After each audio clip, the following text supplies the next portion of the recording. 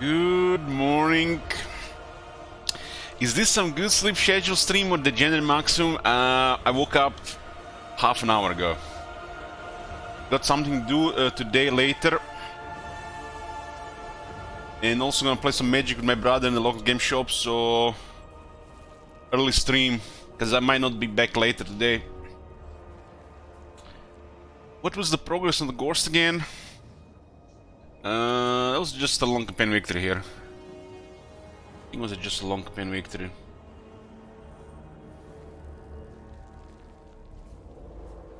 Or was it ultimate victory? No, it was ultimate victory here.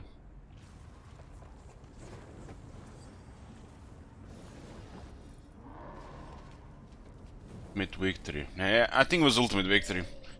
It was the Vampire Crisis and ultimate victory. Today, at least now, we're gonna go see where the Tyrion is at. I wanna still play a little bit more of this campaign. We definitely want to get into a new campaign so we can see the level of issues that's been introduced, because we have seen some stuff yesterday, and I have to say, guys, you know, I was content until yesterday's stream, and then yesterday things have been revealed, or things are being unveiled. The suicidal AI, extra aggressive more than ever, without no strategy, and Empire with movement bugs. So this might just be the start.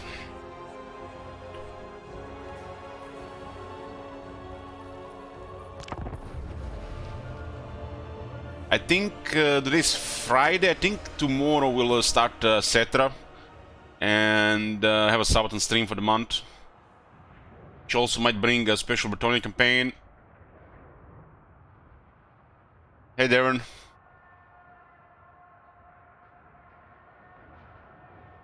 Hey Askell has pardon.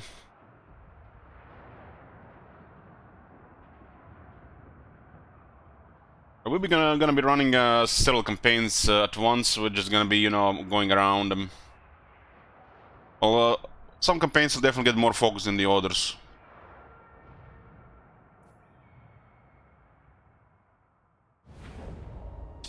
We are turn 101 here. Ultuan Nagarad looks like secured.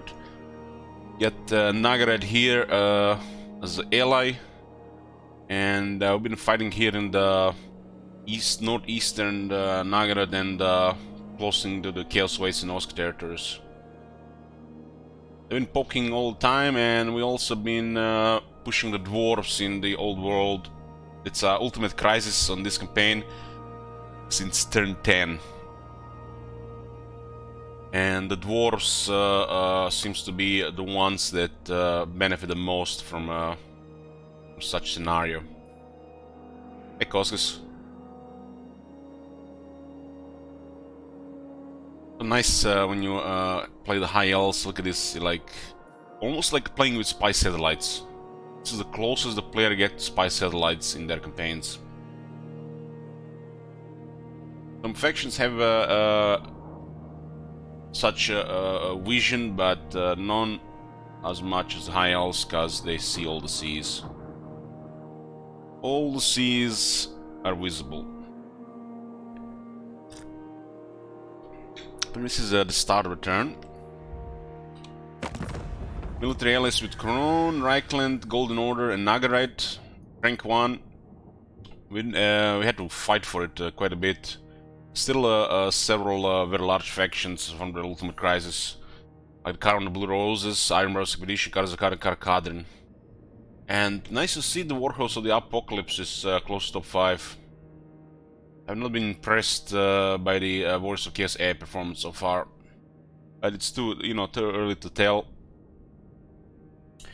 The Crisis will definitely skew the campaigns, and I don't think it's a good thing. We're never going to see the proper faction performance if the crises are making it, you know, look like weird. Crisis mechanic is probably gonna be a crutch for these developers to do very little regarding a proper campaign experience. And that's probably the biggest issue with Immortal Empires. Not sure how it would look like if there was no crisis. I would just play a reign supreme instead of getting slowed down. I think crises are very good, but it's really bad for a lot of other factions. Unless everybody's getting stuff when a crisis happens, it's just not balanced. And the experience without a crisis is not balanced either. It's pathetic. It's not legendary. Not even close to it. That's a big issue with the game to you know, be solved over time. Should definitely be looking at a campaign with no crisis as well.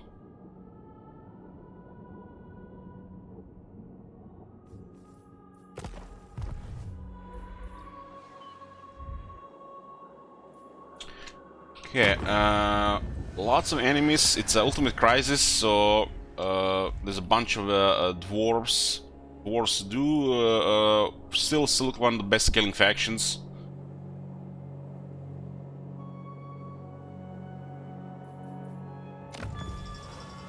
Got 95 settlements. Income is at 118,000 per turn. This doesn't tell you anything really here, because some factions have crazy military expenses. This is the real income.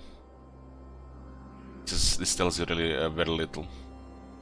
As a viewer, this you know, could be totally skewed, because I could play with less military, and then you guys see that I'm doing way better economically. And if you play with less military, you make less progress. And how do you translate what happens in 10 turns or what happens in 30 turns? This might as well be in turn 180, I might have had 10 million in the treasury.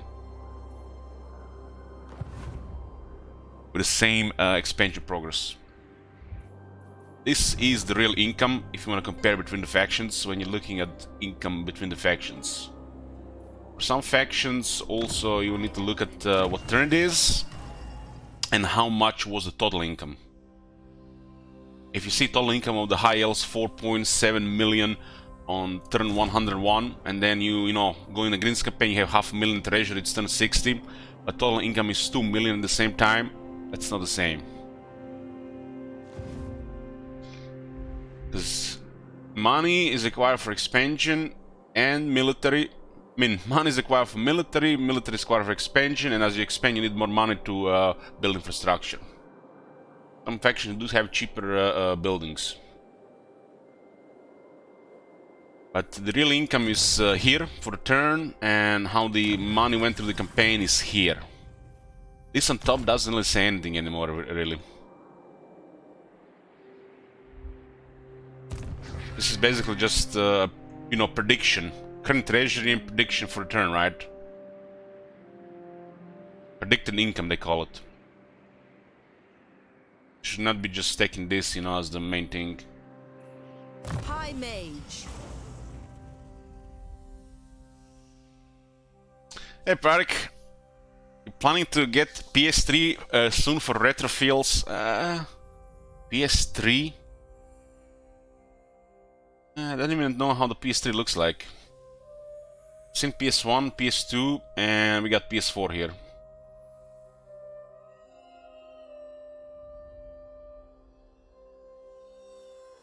Oh, we just skipped PS3.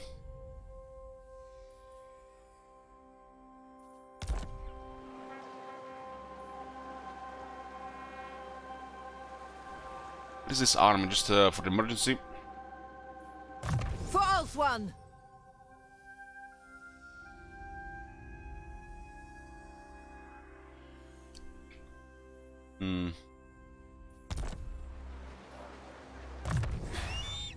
Lot and Seaguard are pretty much emergency units because they are very convenient to recruit. Ready yourselves. You can see the global recruitment, and they take 1 turn to recruit.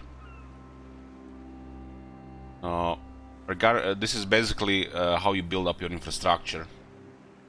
And these are, you know, basic units. Basic units get fast in global recruitment. But these units drop global recruitment time due to having a lot of ports. So this is pretty much like the core unit of the High Elves, because this one gonna be recruited the most. Especially as the campaign get progressed. You could lower the global recruitment on other units, you know, like White Lions, like Silvering Guard, like Loden Sea Guard with shields, Shadow Warriors. Any unit that take 2 turns, you could get dropped down to 1 turn. But these guys do the job. They got bows, they got spears. That's pointless to build massive infrastructure for military. It's not effective at all. Which tells you it's a bad system. Only the AI does it. AI lives and dies by global recruitment. That's why they always get benefits to it. The Czech Resident Evil 4 remake, I saw a glimpse of it, but I didn't check it now. I don't know I want to play any more Resident Evil games after Village.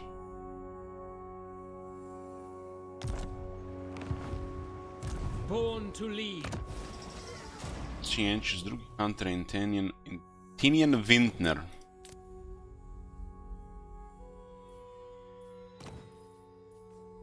Why is this glowing always? Huh.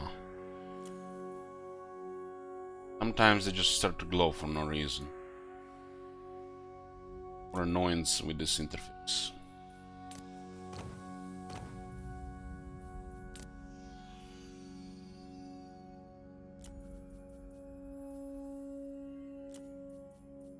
Could be also because we borrowed the army, but there's no reason for this one to glow. They don't want all the glow before.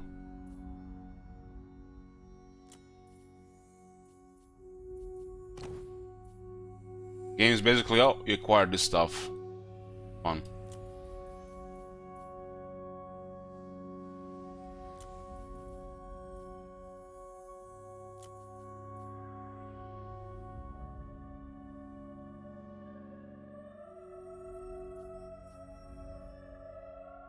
Local region plus 1% income. Oh damn. Let's see where we at. Fresh turn. Tyrion was clearing this bottom side here, and another army was clearing the top side here. We're not really focusing on the long campaign victory, but we are so close to it. We just need to send armies into there.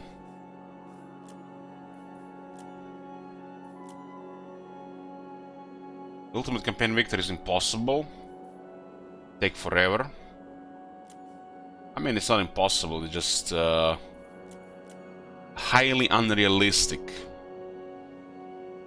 in the Immortal Empires campaign, especially when everybody's just declaring war randomly and the factions spawning all the time. So, we had to destroy Hagriff, Blessed Red, and 1000 most for the long campaign victory.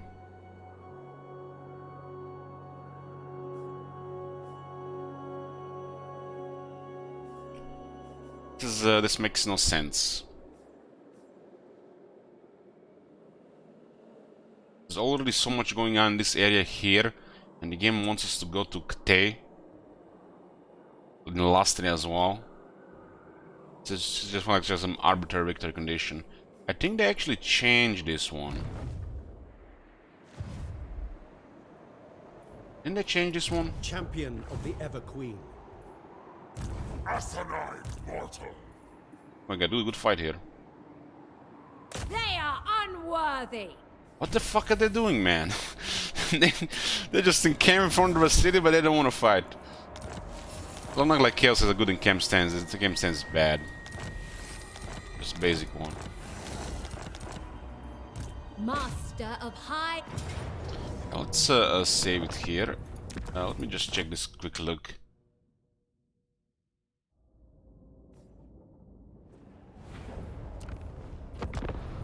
Empire's blessings, yes. High elves. I am Tyrion, heir of Anarion.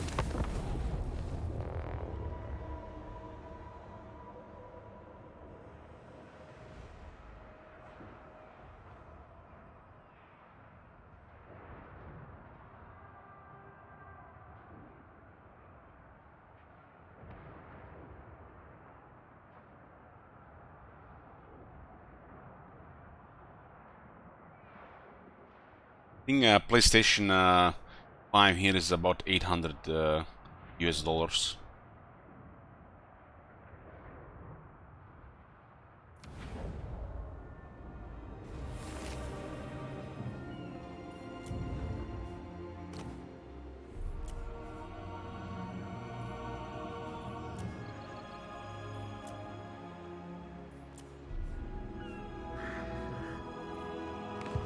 So this faction has a really long campaign victory. During an ultimate crisis, I gotta say it's tedious condition, but you know, this is just the our campaign.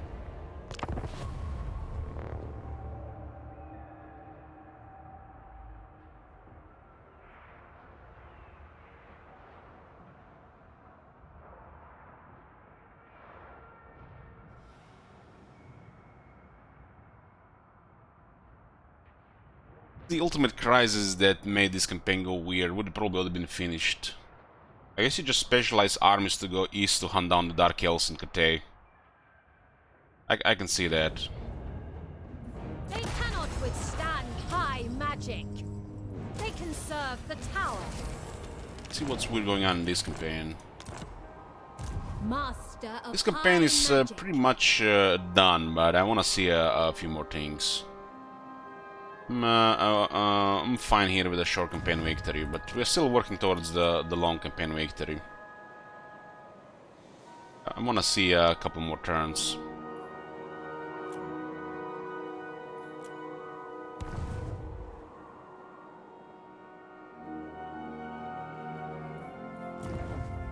We saw the ultimate campaign victory is stupid. It would take literally a month.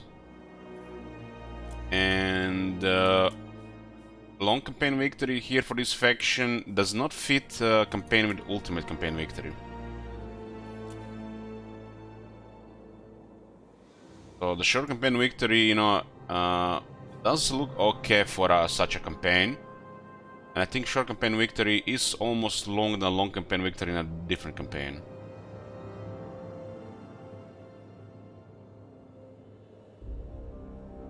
So yeah, this today will be the last stream of this campaign. We'll just leave the short campaign victory.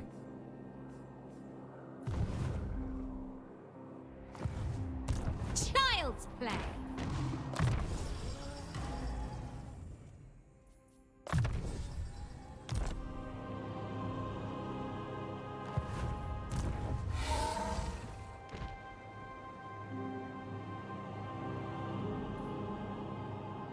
I will study here. Champion of the Ever Queen. Master of high. You summon the Shadow King. Do you serve with the warriors of Nagaryth? Warriors of Nagaryth.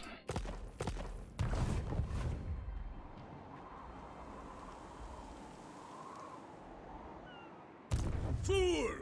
A step too far. Federating Alexander makes this campaign even longer per turn.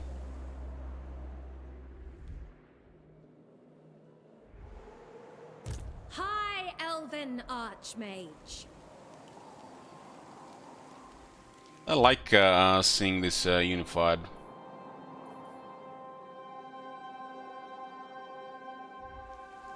I kneel before Eothilir's tomb. Will you bow beside me?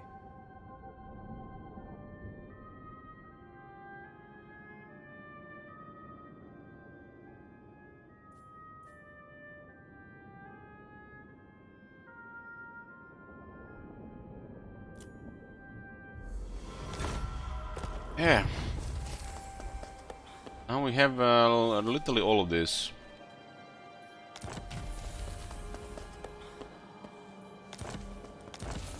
Had the what, 3 provinces?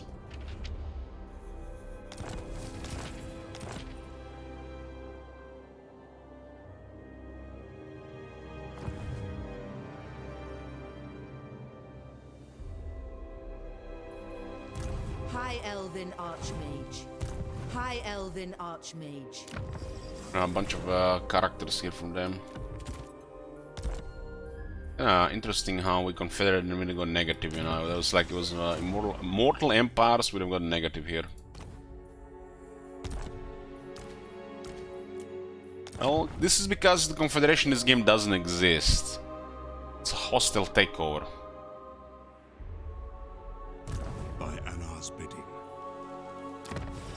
What in the shit?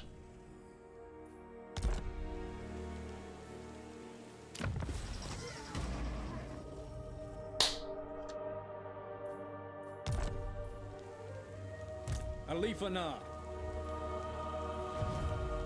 I bow to one king. Another blanket change, boys.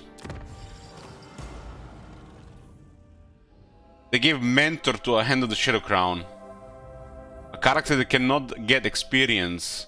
And he can equip items and ancillaries. Holy shit. You guys even know what this means? I don't even want to say it out loud.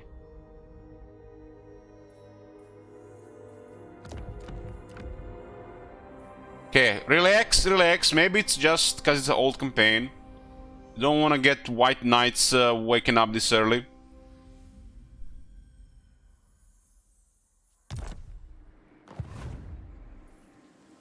Shadow King.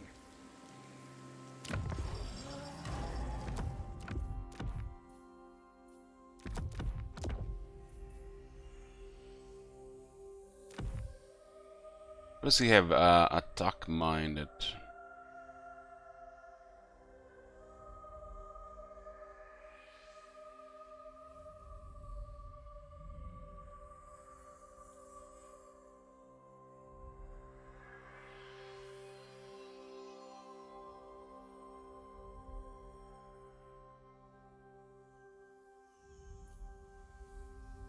Hey, Kong.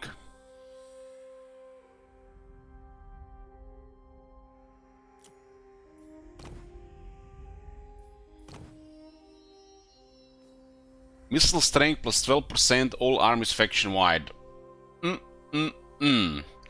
Control plus 4, all provinces. This too is the reason to confederate Eataine. That is some disgusting stuff on the whole faction.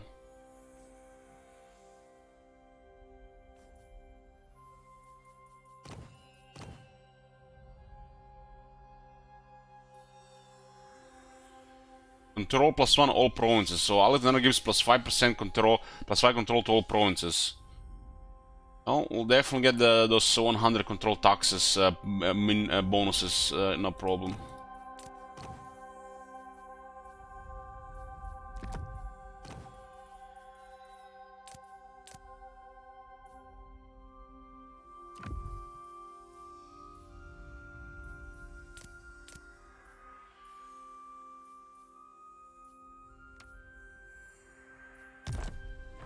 Yeah, this army had movement. Master of high magic.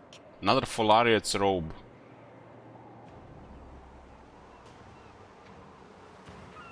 By Anar's bidding. Damn, it was nice we actually got 2 assassins. It's very cool.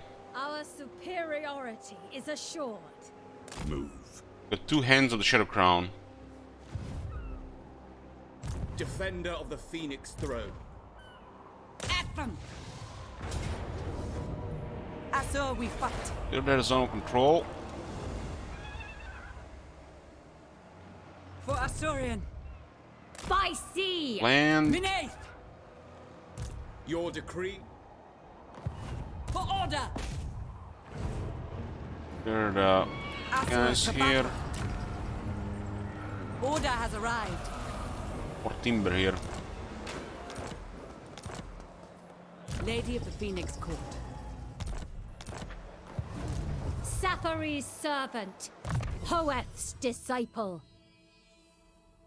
This thing's what is adjusted?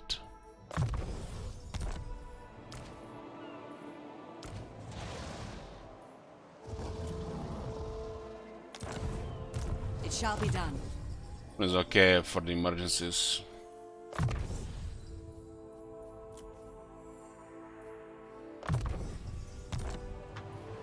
Wasn't a much lord point there, but whatever.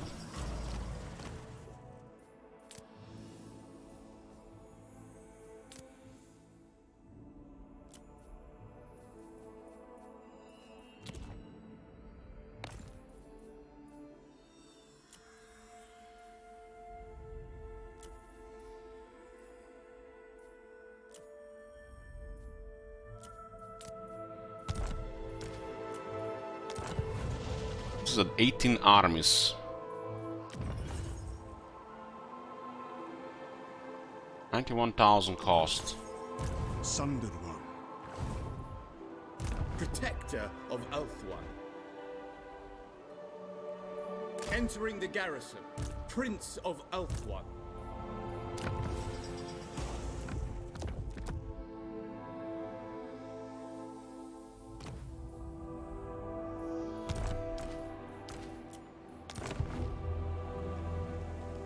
This province here is tier 5. What is in Karankar? Nothing. No resources, no landmarks.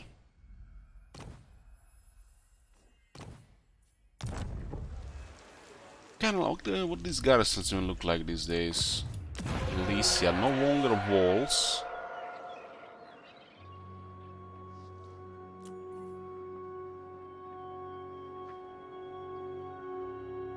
This is a tier 3 building, look at this. 3 spearmen, 2 archers in light armor, 1 elite and reavers.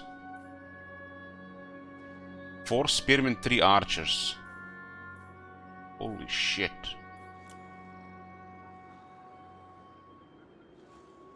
Literally have nothing against armor.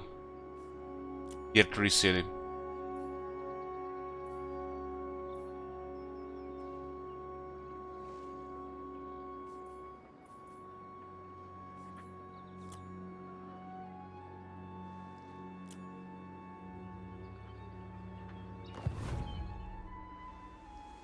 Damn man, this guy's gonna need some serious help.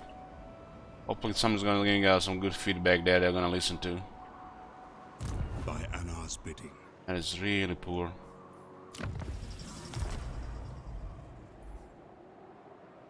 Voyager. So, if you're wondering why do we have so many hands of the Shadow Crown? Well, before the patch, after Warhammer 2, the AI has forgotten to use a lot of their stuff. Totally not to just, you know, like a copy pasta conflicts or something or being rushed. And before this patch in the campaign, Eataine basically just moved around with these heroes. Like we did most factions, just moved around the heroes, drained their upkeeps, doing next to nothing, occasionally putting them in the army. But in this campaign, he can't even put Hand of Shadow Crown into the army. He actually has stats. That's what's like the bizarre thing. He has stats. He has now a skill as well. Equip items and ancillaries. So either a blanket change or they have no idea what they're doing.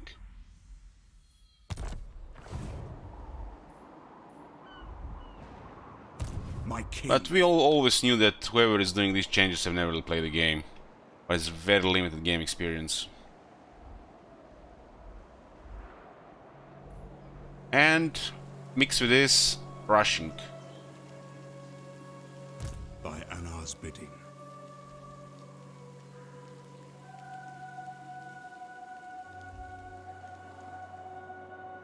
We have so many of these special assassins. Holy shit! 1, 2, 3, 4, 5, 6. So literally, Eataine is just a minor high elf faction, the Legendary Lord, no mechanics. He didn't use anything in that campaign. Eataine AI can literally use one of these to wound the enemy lord and auto-win. You can do that as well as a player. But as a player, you will win anyways. But they will auto-win guaranteed. This is what they were saying, that the AI need their mechanics, you know, to have identity and stuff. Look at this. They literally didn't work, at least in the previous update. Shadowlands. This is not a beta, guys. This is something else.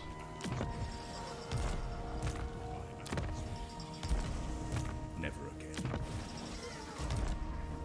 Now. Loic's fury. No dawn. You know, when I said they need a full team working on this shit because it's the largest campaign ever, I don't see it so far. I just don't see it. It really feels like they just have a couple of people. Prince of Elfwan. A step too far. The Asher follow strength. Turn them loose.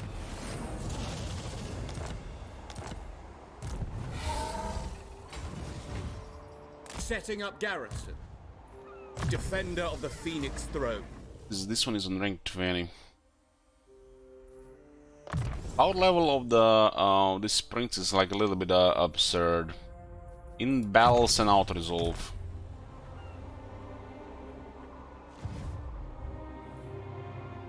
Bold man sieging straight from Reichland.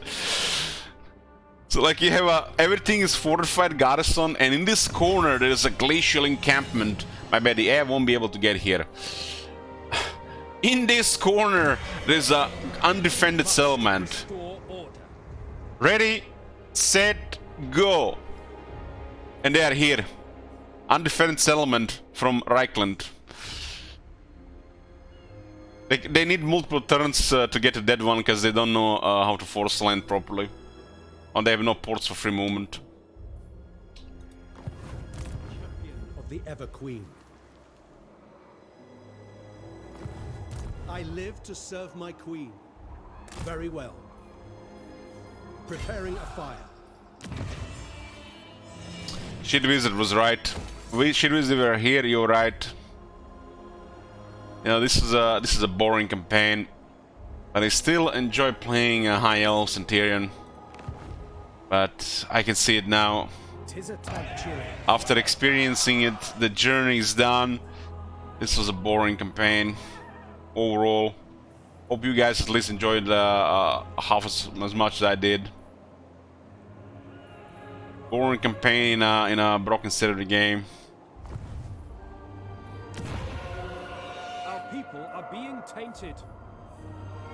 The fact Kemmler and Muslim were fighting each other made it look really bad.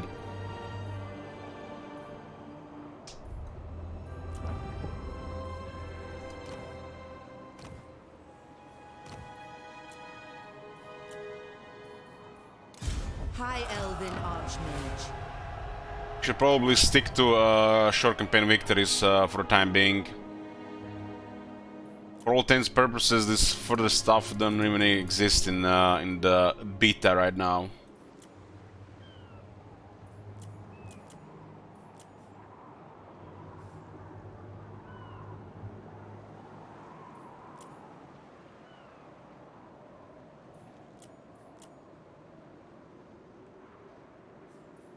Some of them do feel like satisfying build-up grinder, but god damn. The more you play, the more you see. Magic Knowledge is a burden. Ignorance is bliss. Hoef's disciple. A reckoning. Tyrion, heir of an Aryan. Alariel the Everqueen.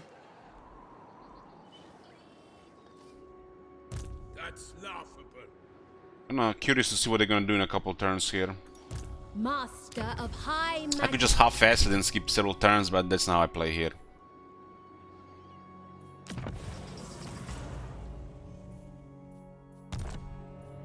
Be prepared, Asor.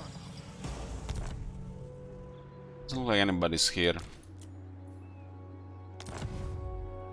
Elf One's queen.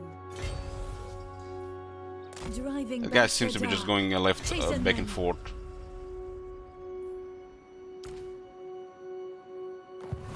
I serve the king. I had fun with this army, at least in this campaign. Had a couple of very good battles in this place, where we were liberating Bretonia from the dwarves.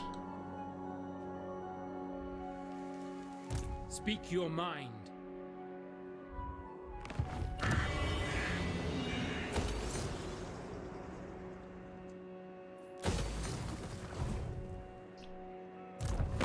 You come to Bretonia, stranger. I am its king. Let us a wise move.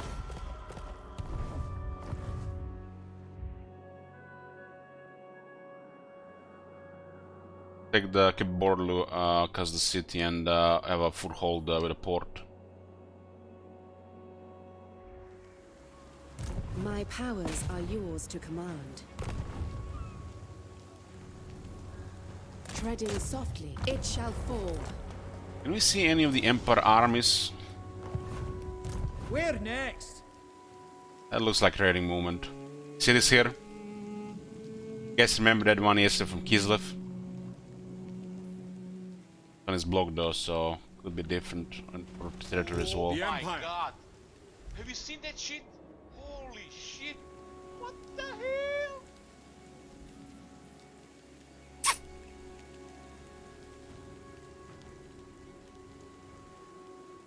Hey, Bolton. Protector of the realm. The nation calls. This looks fine.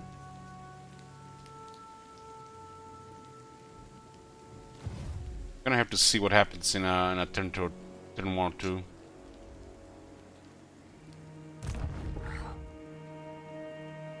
I wouldn't say its army is trash. 2 grenade launchers, 4 units of heavy cavalry, there's a steam tank, a mortar, there's a greatsword, a couple of halberdiers, and a crossman. This is for the AI. This is pretty good. Has some troops for manual battle and has troops that are very good for the auto resolve. Against the player, this is I would say above average army. Against other AI, this is pretty good.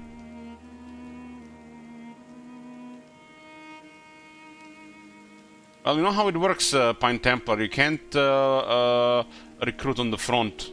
The AI just auto-resolves, auto-resolves, auto-resolves, sometimes loses units.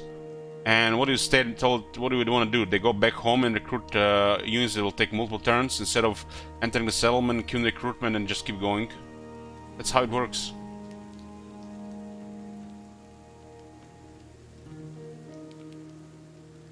These units here were added as he taken losses. So he just added something fast and kept going. That's the way to go. That's how the game works. Even the player does that. You think if Tyrion loses half his army, Servant of the king. I would recruit some quality. No, I would just add spearmen, archers, and regiments of renown.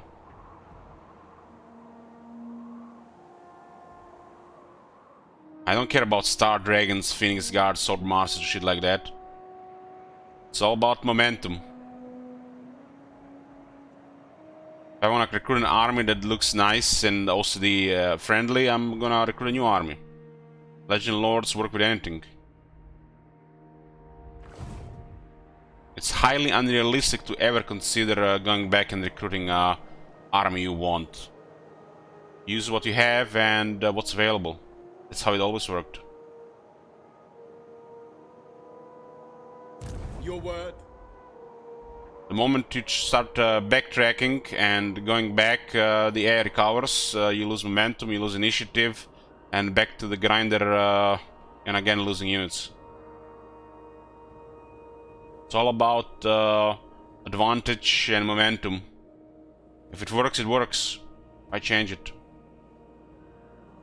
updating an army is never been convenient in these games. A couple of factions can do it, like the Vampire Counts, for example, but faction like High Elves cannot do it.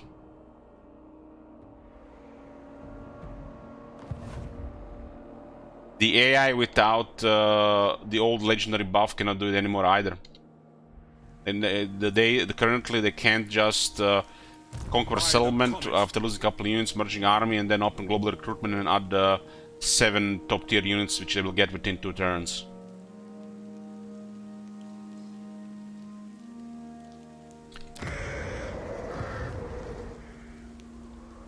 This is a massive world, and expanding is the most important thing. Who cares if your army, you know, is missing a couple of units and looks off. They fix the AI. Well, so far what we've seen probably made it worse. We've seen some really suicidal behavior, the new aggression. They literally just bark and bend over and die.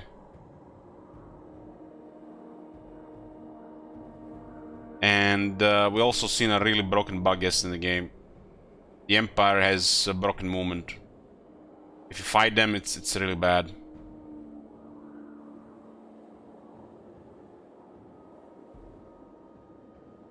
What trades do you like for non-legendary lords plus heroes? What's available, really? If I had to pick, you know, the usual stuff.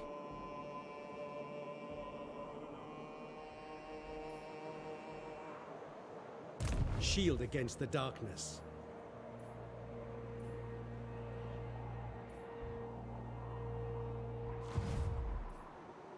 Master of high magic.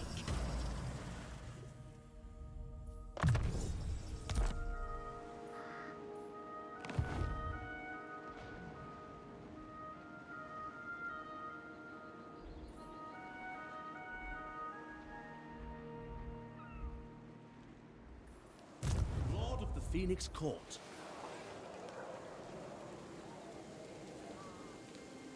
This is what Red wanted, no minor settlements, AI armies not retreating.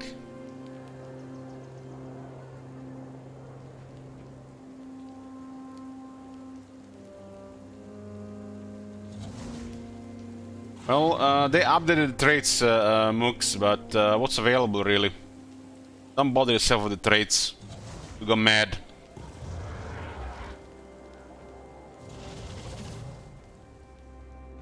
Loic's shadow falls. Lord of the Phoenix Court.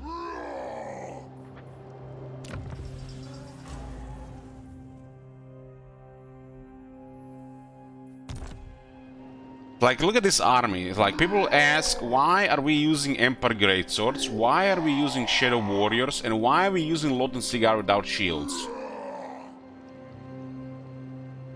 And we still get questions like this from time to time.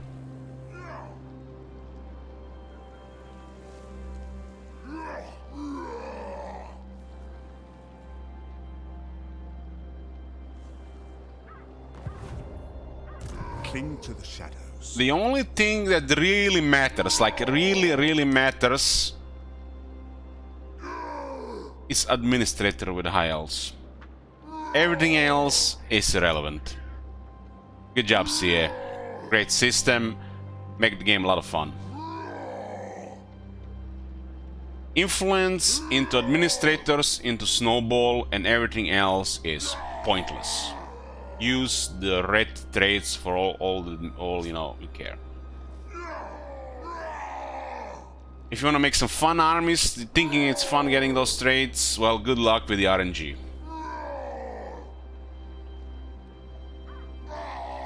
By Anar's bidding. The only thing that you can plan for are administrators. There is no strategy to anything else whatsoever. What I prefer to get game to be fun, but they don't make it fun, they make it random. So I'm jaded in this regard with the traits, and I could bitch about it for hours. So don't ask me please about the traits. Oh my god. Have you seen that shit? Holy shit. What the hell? So High Elves, Administrators, and everything else does not matter. Nothing matters. It doesn't matter how much influence you have and what's available. It's random. The only thing you can get reliably is administrator. And that's going to be the only thing that will matter to help you with the campaign.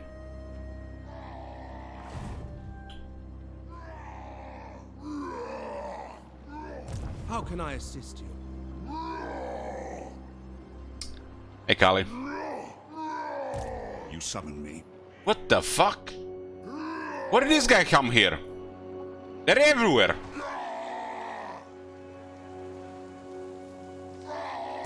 Won't happen.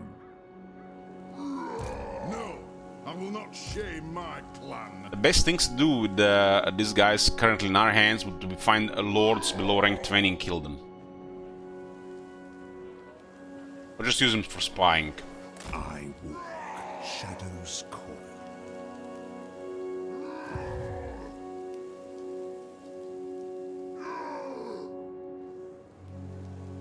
Nagarai. What the hell?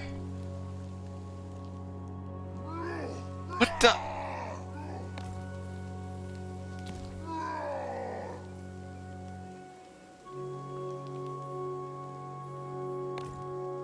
I guess they've been here. I guess they've been here all the time. Nine.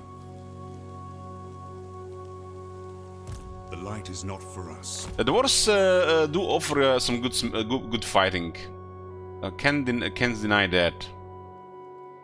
But Ultimate Crisis just... this campaign is not Ultimate Crisis. This is Immortal Empires. And not every faction has Ultimate Crisis. This is not the right way to play the game. I think the game... this will be bad for the game in the long term.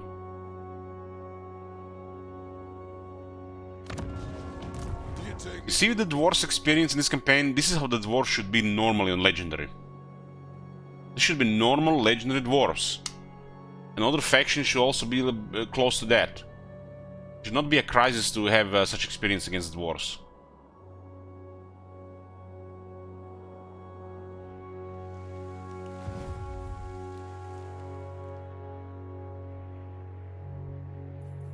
Prince.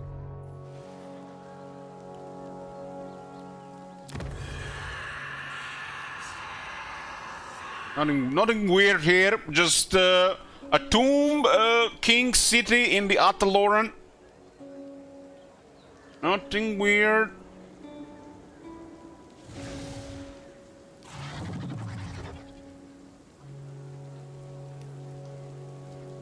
Born to lead.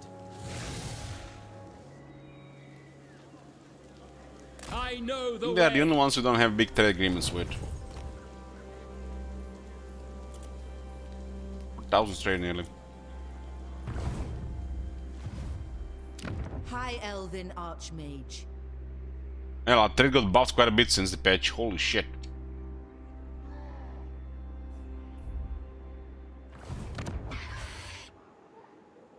Ooh. God damn, look at this shit.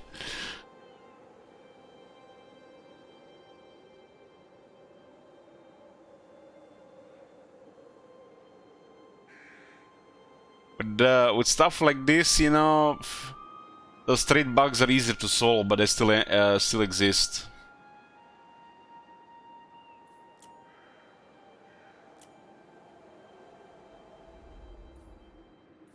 Student of Teclis. And Borderloo is the best city to get if you start in Ulton.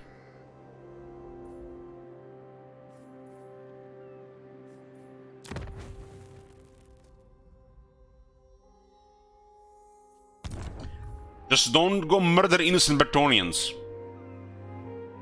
We're taking it from the dwarves. We liberated Bretonia here. Ron was struggling here. Look at him now.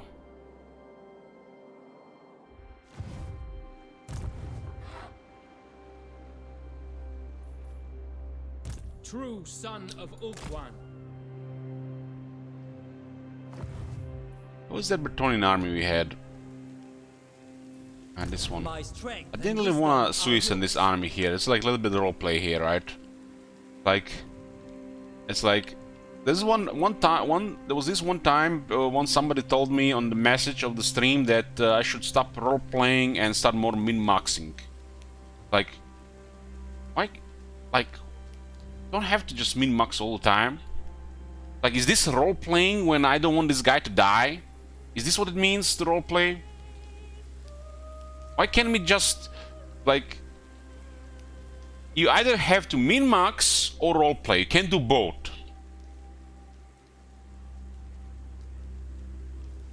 Is there some kind of rule about these guys?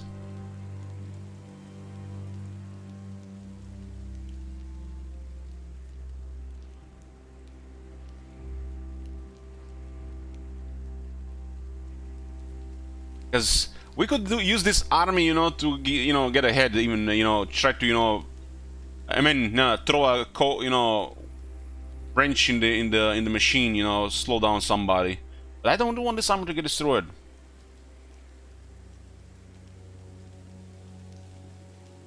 So I do like combination of things, just like why we have to just role play or min-max, like do people really do campaigns where they just role play and do all decisions based on role play? Is a thing. This come to my attention recently.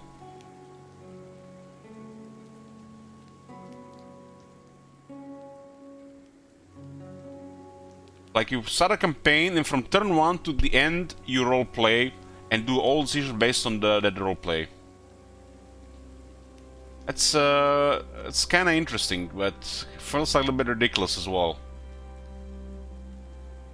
Like I do make such decision about some stuff, parts of the campaign, but yeah, there's just min-maxing or role play. It has to be some alliance somewhere in the to balance these things. Like this guy's here so we can use him, so we fight the enemies, and like we don't really, this is not our army, it's our ally army. We care a little bit less about it. But I don't want them to lose this army, I borrowed that army and I intend to return it. Is that the roleplay?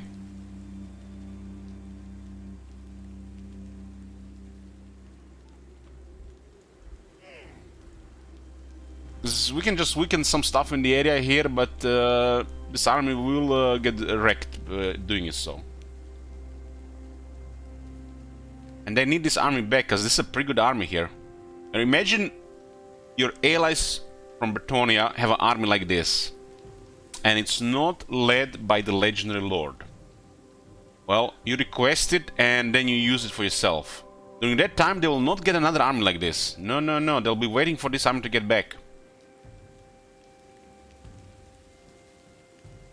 Like, this army is just too nice to just, use in a min-max player way.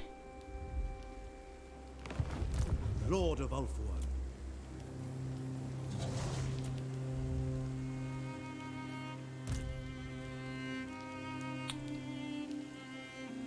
How do you even return the army? Well, as a contract.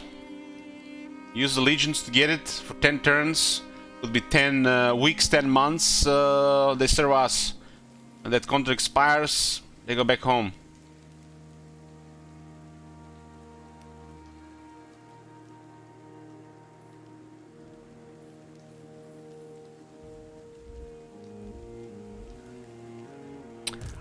These are good foot soldiers in the army. A little bit struggle if you're heavily outnumbered, but it works. Most armies struggle when they're outnumbered, unless they're like top tier stuff. As long as you're not crazy outnumbered against high quality, it's very good. You lend armies to the AI? No. No.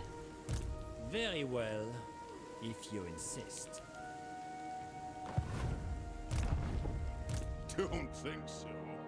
Random Karazakarak army appears here. Like, what the? You what?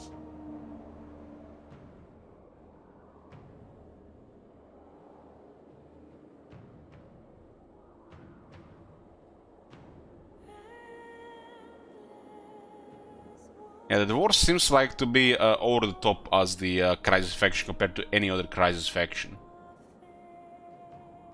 They're currently probably the strongest Crisis game. Especially if it starts early and you're far away from them.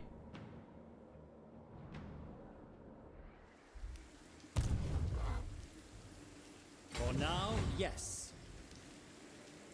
Leaving!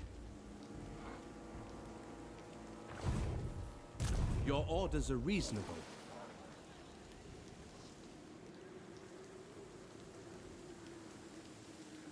The replenishment looks good here.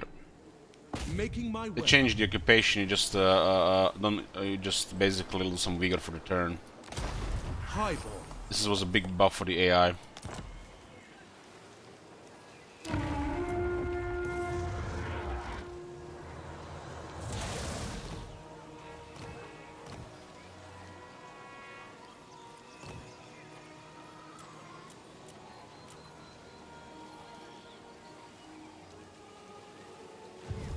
Incendiary got changed. The cold winds blow. It was crazy. But they I think they should have kept the attack on it. There's no reason to have the attack and defense. I mean. As you can see here, Moondragon, 951 weapon strength. Incendiary is still king for the Archmage. Because of the dragon. Now, without the dragon, it's really bad. Because this is not a fighter before the dragon. Even with a chariot, it's poor now. So the Intelmar chariot incendiary is trash now. While the Moon Dragon is still very strong. Other mounts gotten don't fight with them. Just wait for the dragon, and then it's very strong.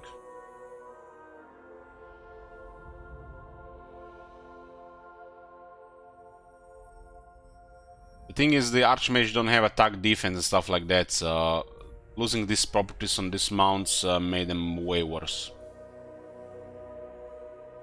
So it's all about the dragon now. Don't fight with this character until the dragon, just cast spells. You have to be desperate to use this character for fighting, even with incendiary.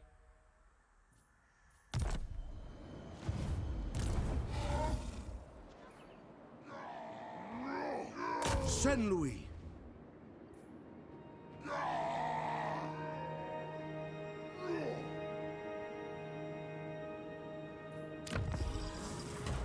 I mean, look at this shit, man.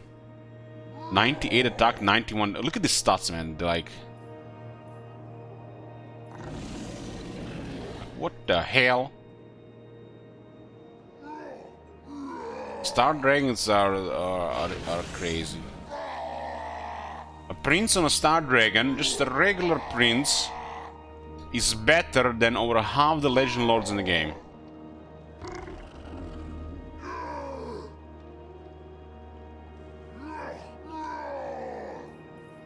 Ready to march. Be gone. Traveling. And it's not even the best Legend Lord of the High Elves.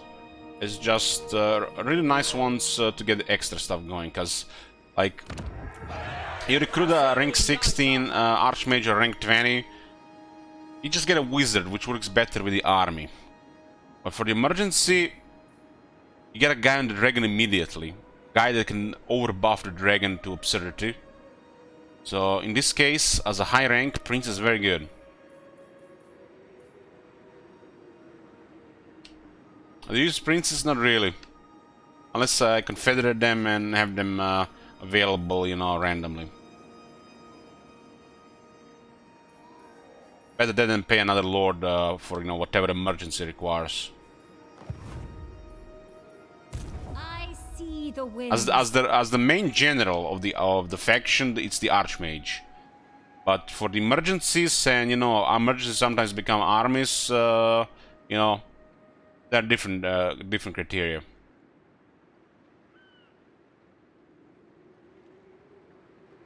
Thunderflux says, at the end of my Techless campaign last week, I was just recruiting level 49 lords. I think I overdid it a little that campaign. We were having fun with the high elves. Nothing wrong with that.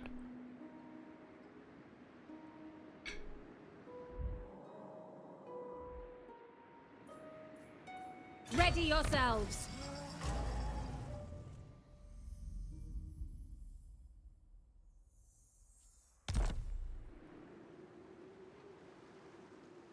Row, Asur! We need not fear our lessers. It is all lesser beings deserve. True, true. I wield the winds.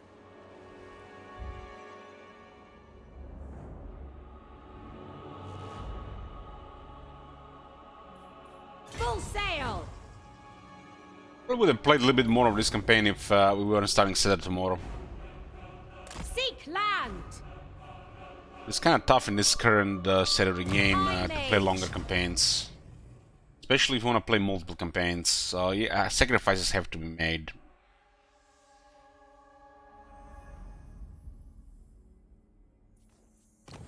Well, if you mouse over the Herald, it tells you how you get it.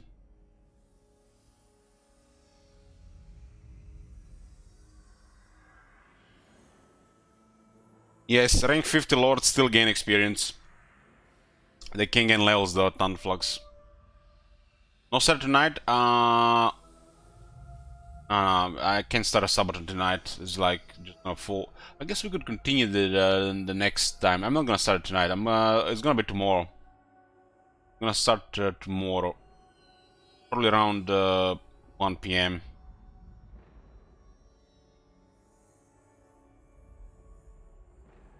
So around this time plus 2 hours.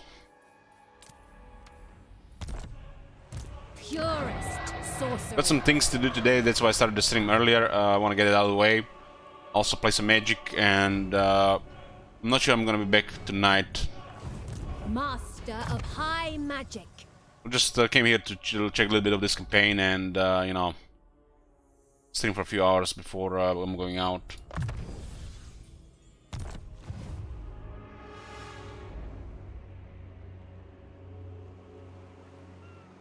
Am I playing Magic Gathering on stream? If I decide to play Arena over 1 hour, yes. Same like with Hearthstone, Hearthstone Gwent. If I decide to play the game over 1 hour in that day, I'll play it on stream. But I'm playing Paper Magic today, not on stream. Noble.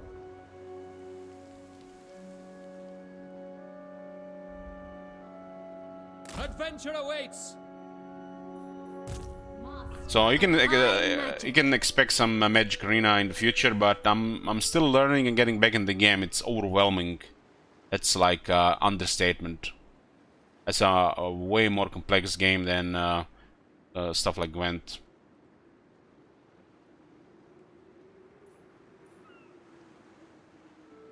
I'm gonna have to learn and take some advice as well, do some research as well. This the Magic game is this is a big game, especially getting back into stuff like, you know, I don't know what's it called, modern.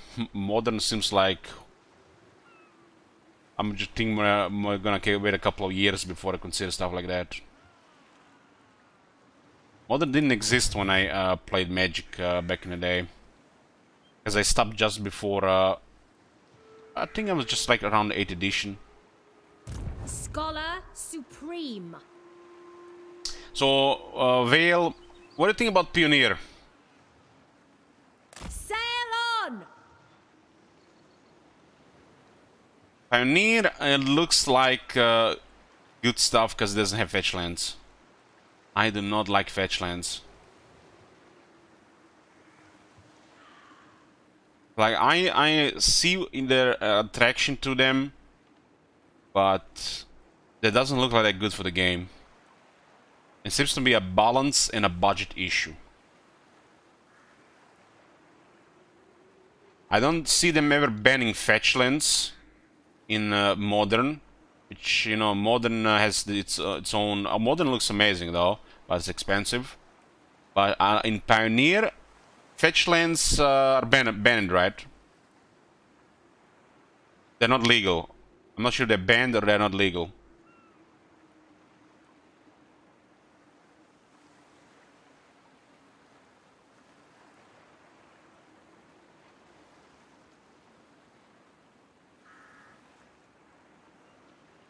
Set sail! I've not really experienced with Magic, and I'm definitely out of the loop of everything. And I watched this video, top 5 cards that should be banned in Modern. And before he even got into like the top 2, I knew it's going to be the fetch lands on the second or the first spot. I knew it.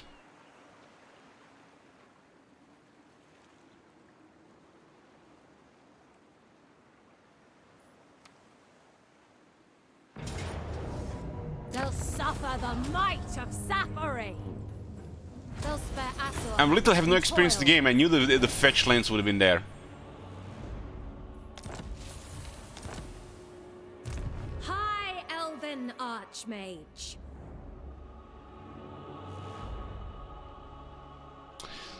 You know, I found the professor recently, Vale, and I hope I don't sound like that.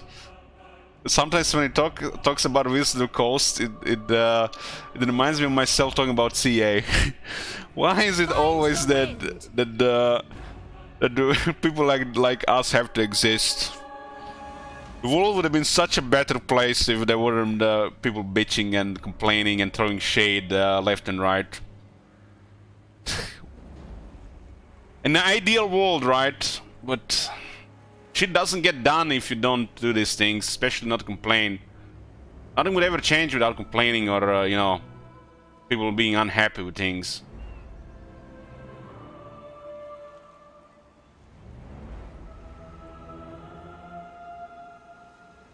So I think my best option is to get into Standard.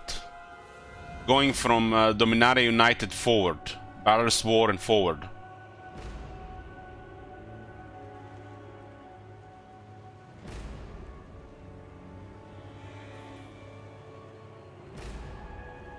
Drop anchor!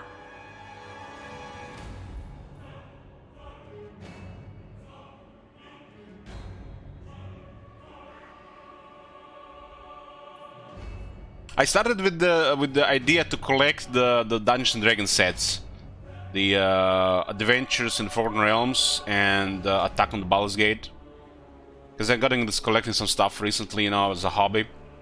I always liked it, but you know, when you quit other stuff in your life, you know, like Gwent or drinking, you get some extra time for other stuff, and you know, why not merge it with walking daily and, you know, keeping busy.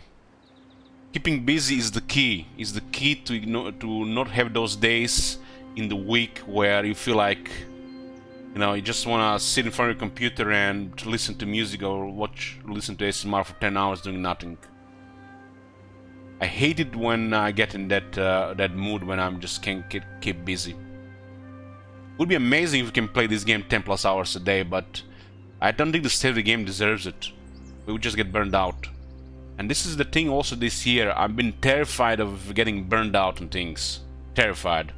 Especially in the Total War. Because I remember what happened in 2018 and 2019. Somebody mentioned yesterday about calling critical mass when the game was in a real bad state.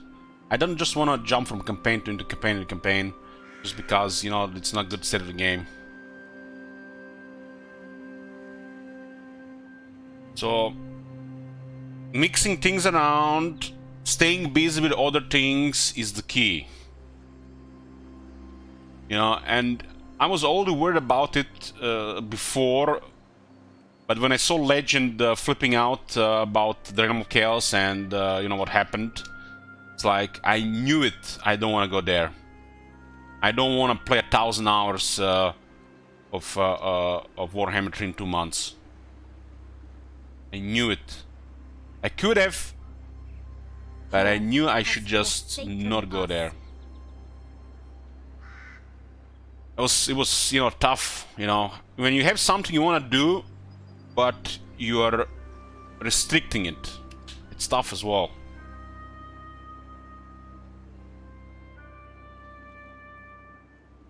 I had always had issues with balancing things and mixing things. I tried to do the various things over the years, but I think I'm finally starting to get it. Because, you know, when I do something, I go all in. I go all in and I burn out. And I go in until I burn out, and then I just switch to another thing until the other thing just, you know, cools down. That's basically what's way of things for me. And the things I really like it, I could go really far into it, like play like a 500-600 hours straight for burning out. But when, you know, we're getting states of the game that, you know, have issues, and we're getting save corruptions and stuff like that, it's easy to burn out, and it's easy to start bitching and complaining. And, you know, if you have to do this every day, it's like, more than half of me, I want to do this every day. But the other half is starting to realize there are other things to do. And this might not be worth doing every day for X amount of hours, because it's not in a good state. But whether it's gonna be a good state, who knows? I still want to play it, I just don't want to go crazy.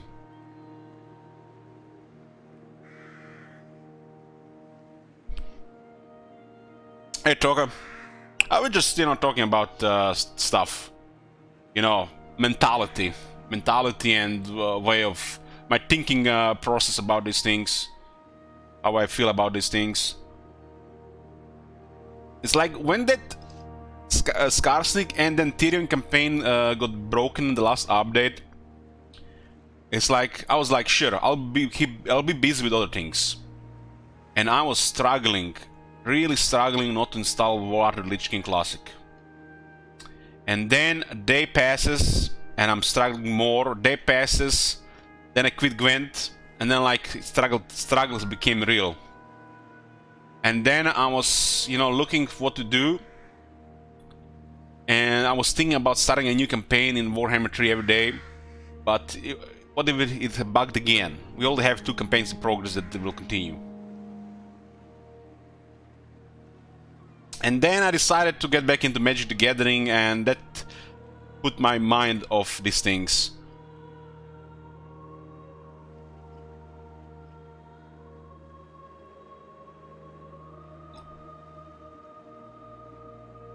Right now I'm looking forward to see how messed up the Warhammer 3 right now is. I've been delaying open the Great Book of Bugs, but that stream will arrive. But that yesterday, man, came too soon. Too soon. It's just like, it's like somebody hit you in the stomach and you didn't make it tight, so it just got out of air. It was a cheap shot. It was a cheap shot yesterday with all that aggression and suicide attacks, and that Empire thing was over the top. Second day of the patch, I think it was. Third day, it was the second day of the patch, and already such a big thing. I didn't expect that to happen for at least another week or 2, but holy shit, day 2, they fucked up already.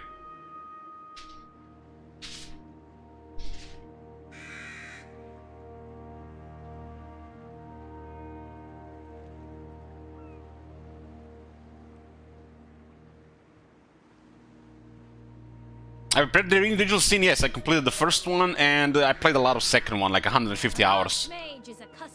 You can only watch the first one, but there's a second one, 150 hours of VODs on YouTube. Check below the stream as a playlist if you're interested into it. But I understand these games can be very time consuming. I have no plans to switch in the game right now. No plans. I'll think about it next month. And it might be Witcher 3. Might be. Not for sure. But 10 request tokens is tempting.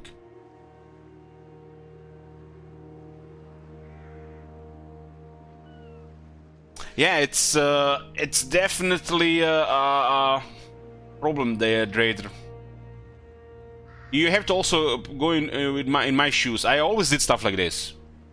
Always. Burn out on one thing and then move to another, especially when it comes to video games. That's why I was playing all those WoW killers other than playing, you know, WoW. Same thing with Magic the Gathering, you know, there's, you know, all those card games that are released alongside it. But I also stream every day. That's another thing. And I feel like I've not been streaming enough lately. I'm still streaming close to 200 hours a month. And I feel like I'm not streaming enough. Just because I'm getting this fear of getting burned out.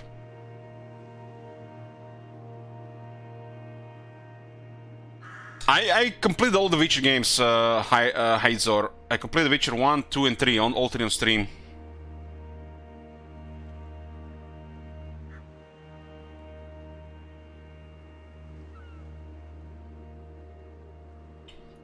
The most gifted. Trained by the White Tower.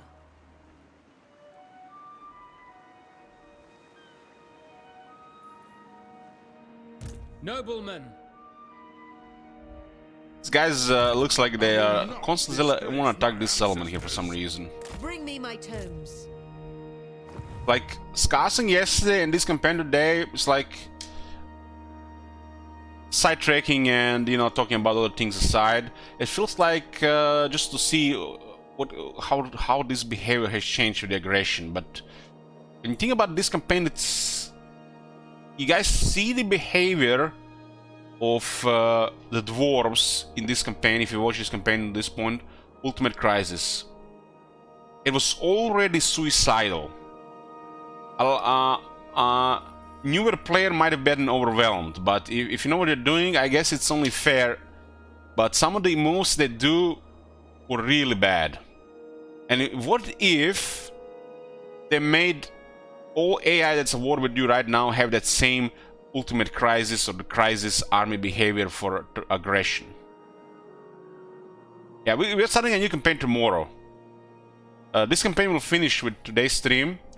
We'll just skip the short campaign victory. The longest would be focused within the next 15 turns, but it will still take 15 plus hours. And we'll play Skarsnik, but there'll be a new campaign starting tomorrow. And I'm hoping the changes there are better, and I'm hoping this is just, you know, issues with the old saves, but there rarely are anymore.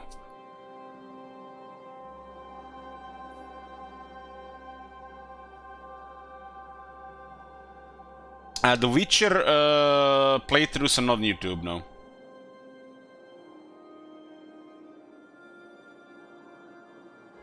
Good morning, Sirga.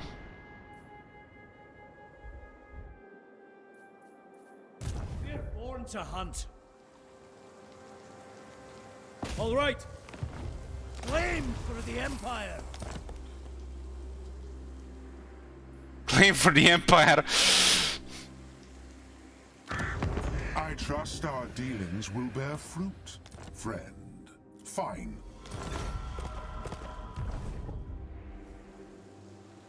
Huntsman General. Taking these 3 settlements for the Golden Order. This just might be 2 bad examples with, you know, these campaigns, but I definitely want to continue Scar's campaign. But this one will, this one is finished. I'll just keep the save, you know, what's that word? Posterity, in case we need to check some stuff.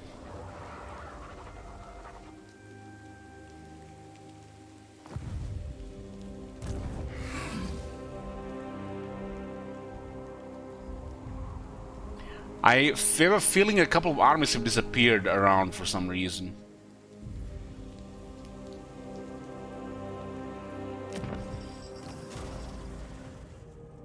This is our guy, because... yeah. He's recruiting for the emergency.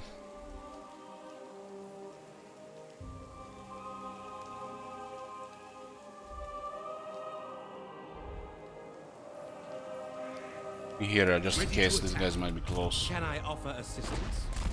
Starting out. Equal grace given form.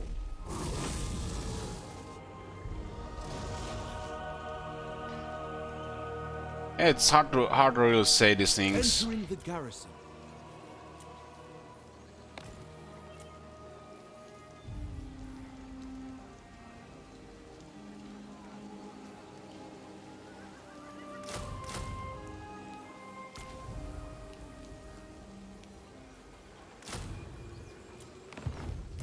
Master of magic.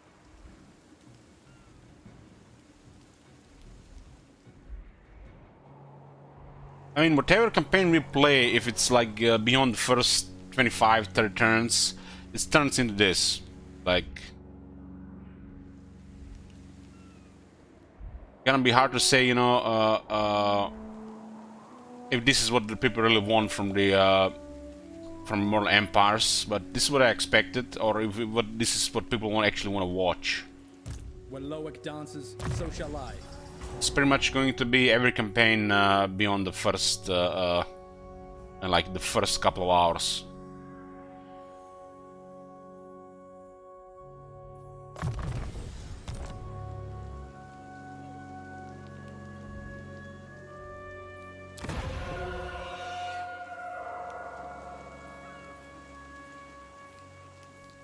I am ready. Via land. Hunt the Druki scum. Consider it done. Set sail. The most gifted. You control 16 armies, 20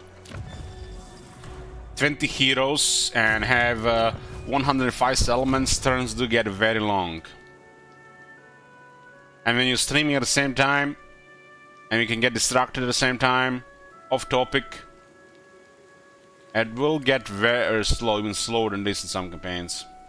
Ready yourselves.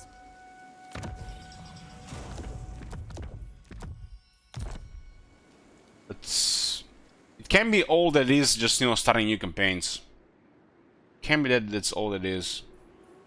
Loic's core.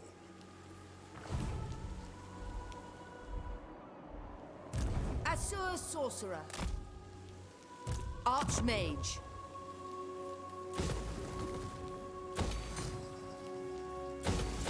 Miracle patch, oh man.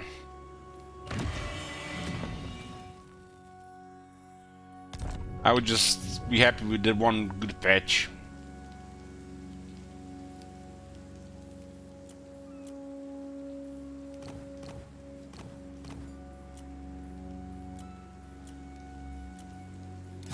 High Elven Archmage. One turn with the administrator.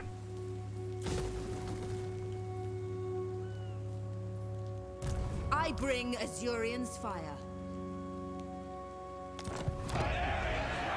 Well, I'm hoping things will look better when we start the campaign tomorrow. And let's just hope this is some issues between the previous and the current patch.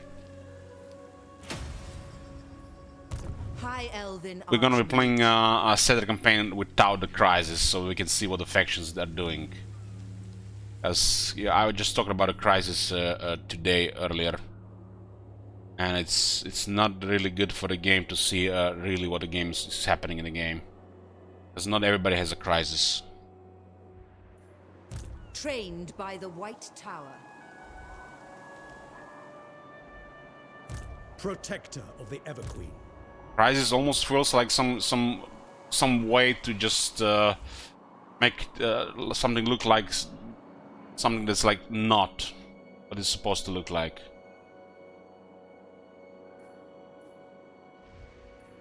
Poet sees all. And if the AI is still lacking, then we can start just turning on the crisis stuff again.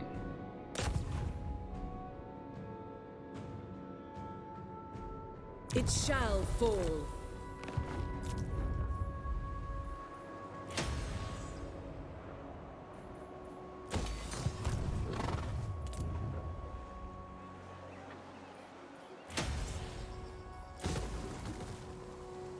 There is only vengeance.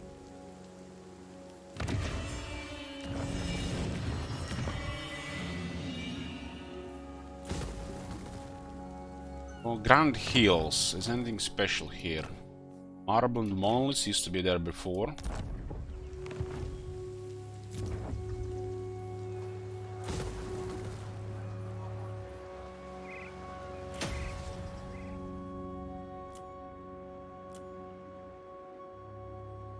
Flash getting touch, making them sit. Can't be that fragile, that multiplayer game. That fast, hard-hitting unit that just breaks the whole game. Just terrible balance then. Loic weaves this fate.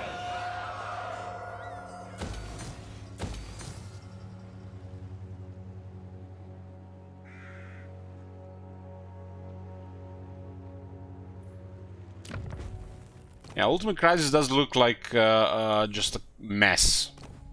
And dwarves just gonna dominate, I think. Most of the time. I think a random crisis with you know, somewhat, you know, like closer to like 60s, 70s does make sense with a couple turns warning. That seems like fitting.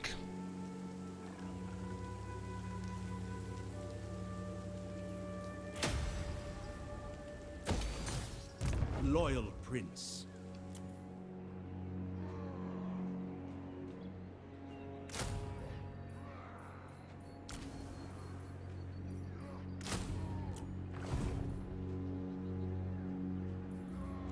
I just want to see which faction actually does well without a crisis on. You know what I'm saying?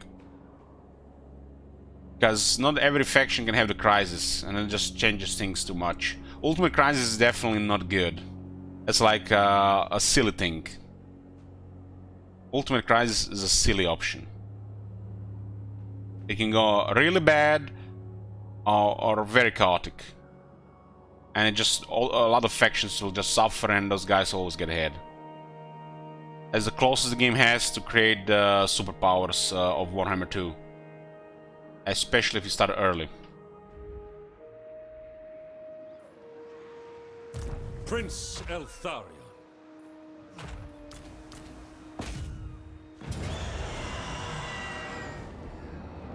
We must avenge the fallen.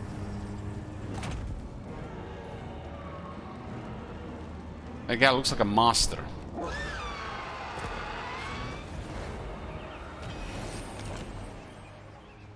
Short-sighted.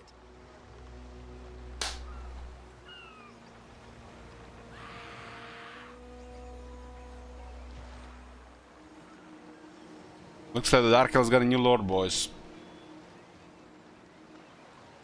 No glory. Only Tor Ivres demands our sacrifice. Ivres's guardian. Hesitation is I wonder unacceptable. how these things happen. The grim prince. We did see the bug with a Prince Lord with the High Elves. That was a really bad bug. How does that happen?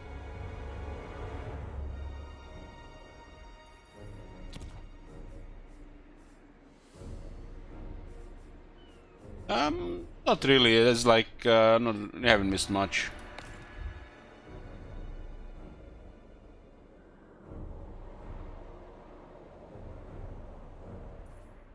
Magic in purest form. Is it me or it was 1 hour and 40 minutes nearly for this turn?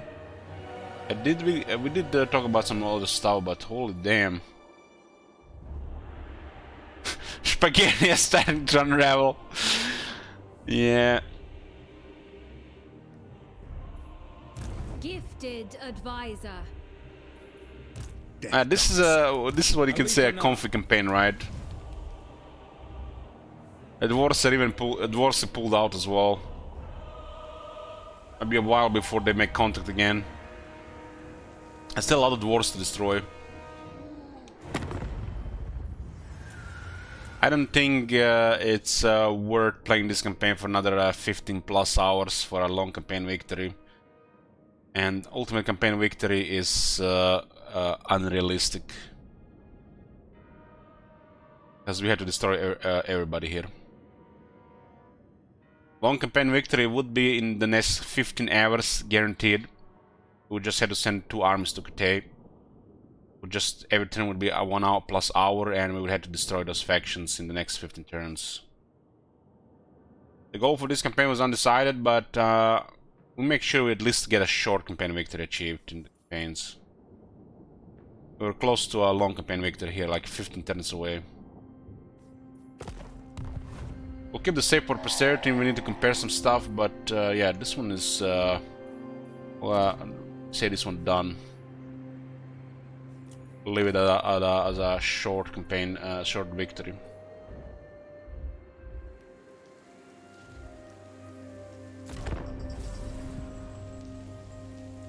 We have a scarcity to continue, and the crisis in that campaign might mess up things. And we're starting Cedar tomorrow. We're just playing a short stream, this early, because gotta do some things, and I have something else planned for today. I'll start Cetra tomorrow around 1 PM. It might be a short stream or a very long one, subathon stream.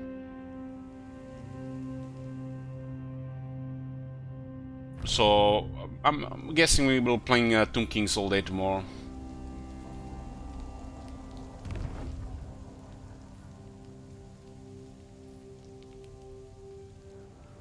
Cetra campaign will not be very long, I feel. It'll be a short one.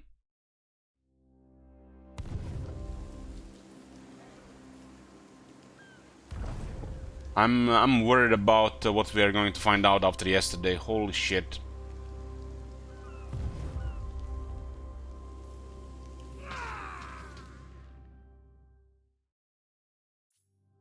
I didn't expect that to happen so soon. What happened yesterday. I hoped we would have at least a week or two before shit like this started happening.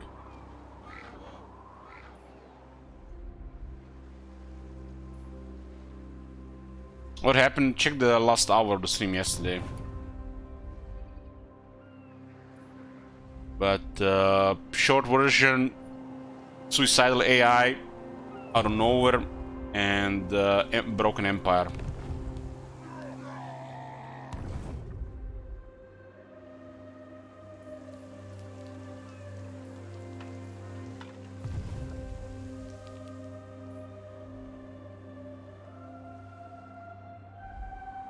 "66 factions, and the crazy armies have grinded them down."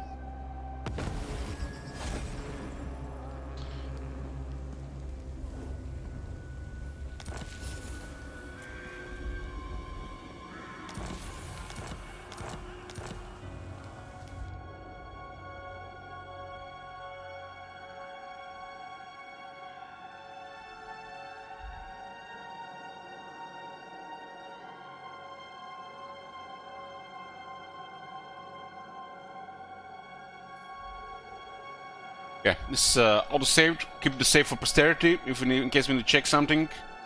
Eataine is finished. Had some decent grinder with the dwarves. Got Ultuan and Nagara. This is pretty much the goal of this campaign. For Tyrion, Ultuan and Nagarot. Was a short victory achieved. For the long campaign victory, we would have to go to Eataine to destroy the Blessed Red. These guys are dying. This guy's dying. So take probably another max 15 turns. I'm fine with a short campaign victory. The domination campaign victory takes a while, especially as the game slows down. But it's not unrealistic. While ultimate campaign victory on an ultimate crisis is...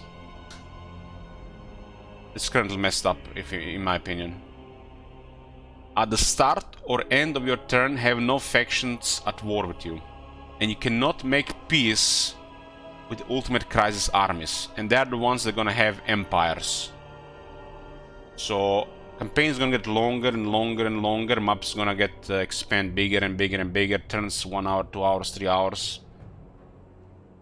Unless you do like surgical strikes, half-ass, rush the campaign.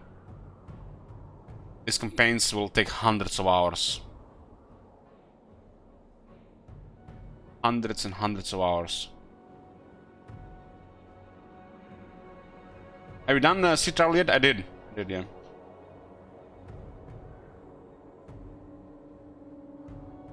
Yeah, you can do diplomacy with the Crisis armies.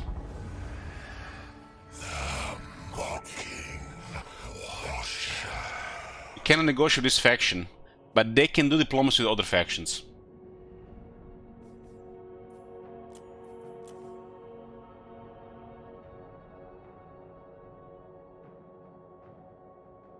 So, this Avatar of Vengeance says, for too long have the proud Davis sat languishing in their holds. Now they rise to clear the great book of grudges and forge the Dwarf Empire once and for all.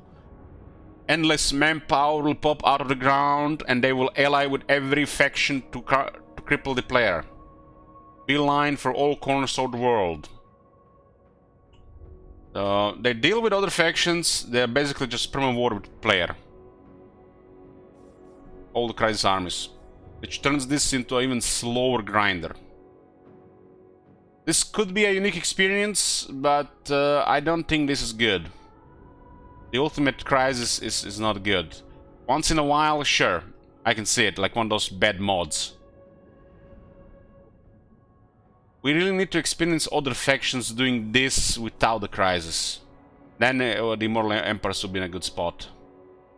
One crisis random that happens that every faction has to deal with, nearly every faction, that makes more sense.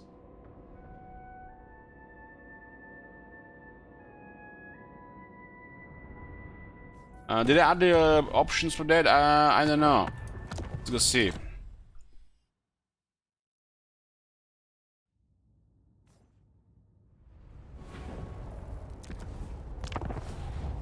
Sigmar's will.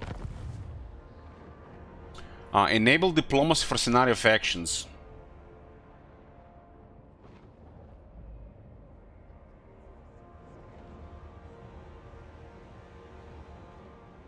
Interesting.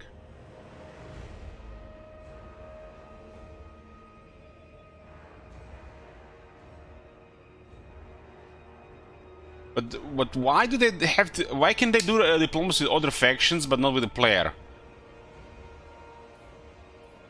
They should not be able to do diplomacy with any faction unless this is checked on.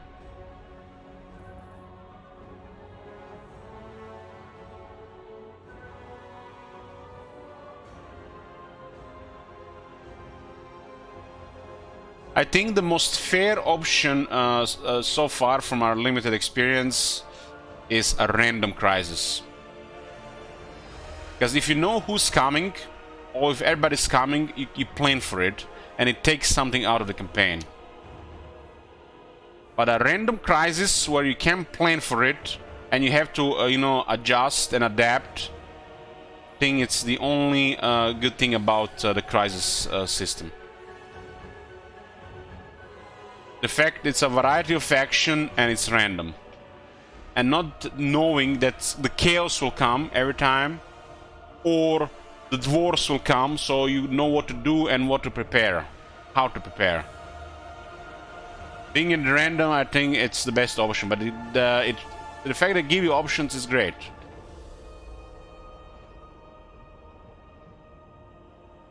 I'm glad they keep adding on it. You know, one day we might even have even better customization. I want to see an option on the campaign where it gives random strong bonuses to random factions. Like one campaign, it might roll randomly without you knowing on some Dark Elf factions and Lizard faction, and the next campaign it could roll on the Tomb Kings. And for that campaign, without you knowing at the start, these factions would near guaranteed succeed and be a threat and create a large empire. So a random selection of factions, like you see all these factions, so you could just randomly make the game randomly decide 2 or 3 of these factions and this faction would get strong bonuses for that campaign. I think that would be a good option.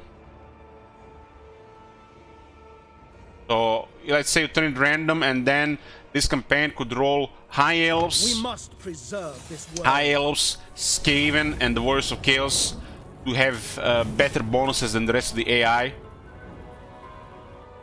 While still play within the same rules as the other AI. This might make them a little bit aggressive towards anybody, but they will still do diplomacy with factions that make sense. Some kind of limited light version of the Crisis. And not just what the Crisis is. Crisis should be something that happens, you know, that builds up, happens randomly, and you should not be able to plan for it. Unless that's what you want. The fact you can plan for it, I don't think it's good.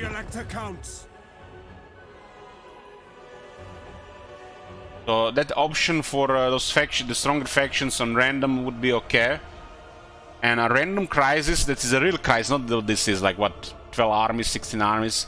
They should have like a real scenario, like spawn in 3 different areas with as many army in each.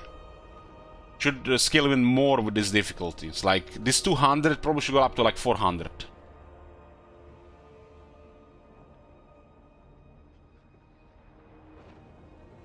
So this 200, I don't think it's good enough. Oh, we can actually click on these things now.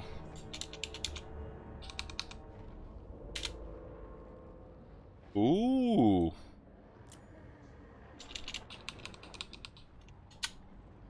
$100,000, that works. If somebody test this out, boys, today. I guess we can test it immediately.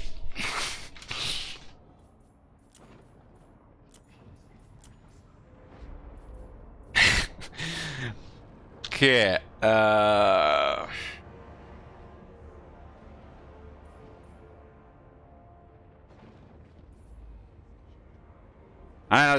don't have the time right now for it. It will take definitely over 30 minutes. Somebody test this out, boys. Just do this setting on 100,000 and see if it works. They gave you the adjustment of the number now for the first time, and you can put 100,000. I think 200 is not good enough. It should be allowed to go higher, 300 or 400. We're not your servant. Well, somebody test it out if you guys have time. Like, try like 400. Check like a 400. It would be cool if you can go up to 400. But look at see, it goes like 25 to 200. So this is just weird input.